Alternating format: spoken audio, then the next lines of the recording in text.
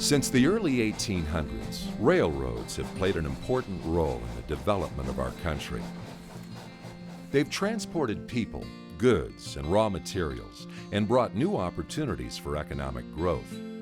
While passenger service eventually gave way to the automobile and airplane over the last century, the movement of freight by rail continues to be a vital component of our nation's transportation system today.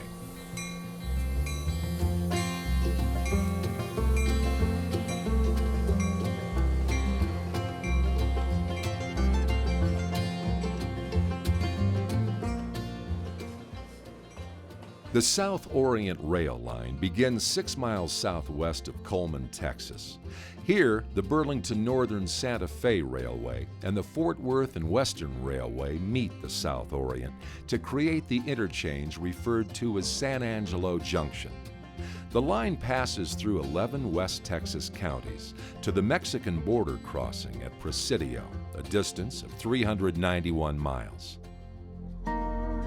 Originally constructed in the late 1880s and early 1900s, the line was intended to offer the shortest rail route possible from Kansas City through Mexico to the Pacific coast. However, the Mexican portion was not completed until the 1960s, and other routes to California had already developed to West Coast ports. By the 1990s, the South Orient's infrastructure had deteriorated due to deferred maintenance from low revenues. Most of the line was out of service for half its length. To avoid the line's abandonment, Texas Department of Transportation, TxDOT, completed the purchase of the South Orient in 2001. The state of Texas became the owner of the line and leased operations to Texas Pacifico Transportation, a railroad company owned by Grupo Mexico. Plans to restore the South Orient soon began. We knew that the railroad line was in need of significant rehabilitation. The main need that we knew was there was a need to replace ties in the line. We're putting in over 60,000 tons of ballast. We've replaced about 30,000 linear feet of rail. There was some worn rail in curves that had to be replaced. And all this is in support of getting the line up to 25-mile-an-hour speeds, which will make it competitive with other modes of transportation. Today, a fully functional rail line in West Texas is in high demand. Several large energy and mining companies have expressed their interest in locating facilities in the region, but they are dependent upon reliable and efficient rail transportation. Existing shippers are in need of improved service in order to remain competitive and grow their business. In September 2008, the Martifer Hirschfeld Company announced plans to locate a wind tower manufacturing facility in San Angelo.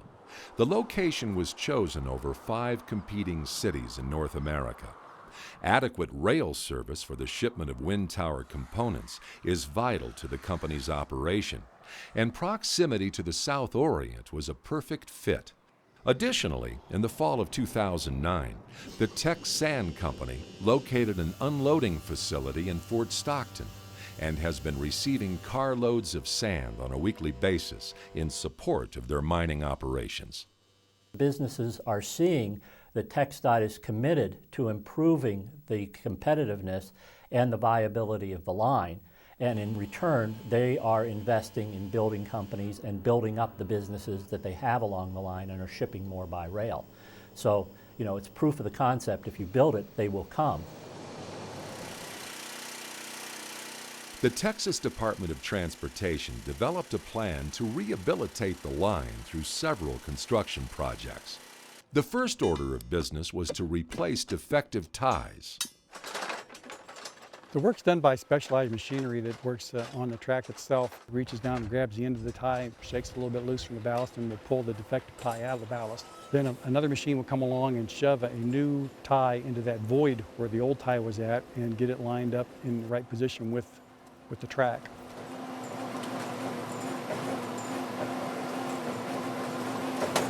Workers will come along and put the tie plates underneath the rail between the rail and the new tie, and then a machine following comes along and actually drives new spikes down into the plates, holding the rail to the plate and the tie.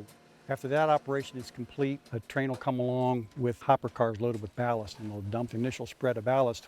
Then equipment comes along called a tamper, and it goes down in the middle of the ties and squeezes and pumps that ballast and compacts it.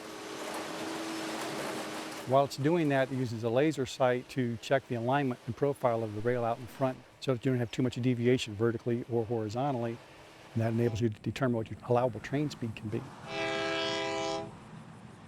Finally, a regulator, which is actually like a giant broom, and it sweeps the ballast along the ties and along the shoulders of the ties towards the outside and makes it nice and level. Approximately 70,000 cross ties are being replaced, and a total of 103 highway rail grade crossings are being reconstructed. Another significant project involves an older truss bridge in the town of Ballinger. The bridge had a restricted clearance, which would prevent wind tower components and other tall freight loads to pass. The truss bridge at Ballinger is exactly 14 feet wide at its narrowest point. So Martifer Corporation, located in San Angelo, well, the components that they are constructing are too large to go through that truss bridge in Ballinger, so we have to replace that bridge. The ties are all pretty much defective on it. The decking is bad. But we're going to remove the decking and the ties and the rail from that bridge, and we're going to build a new bridge parallel to it. Once construction on the bridge and remaining rail line repair is complete, trains can travel at speeds up to 3 times faster and transport more freight across the entire railroad. When you talk about 25-mile-an-hour speeds, people think, well, that's not very fast. But consider the impact of that is 70 miles from San Angelo Junction down to the city of San Angelo. At 10 miles an hour, it takes 7 hours to make that trip. 70 miles, you can do it in an hour by car. We get that to 25 miles an hour, we've reduced that from 7 hours down to less than 3 hours. So it's a big improvement to the line. The rehabilitation of the South Orient rail line is reviving a once underutilized and near abandoned railroad.